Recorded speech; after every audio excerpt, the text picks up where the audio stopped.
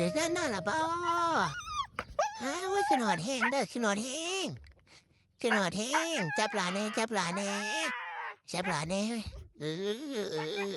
จับหลานแน่โอ้ยขนอดแห้งเด้อปานนี้เด้อขนอดแห้งอุ้ยโอ้ยจะเป็นจุดหัวเมย์ครับเนาะ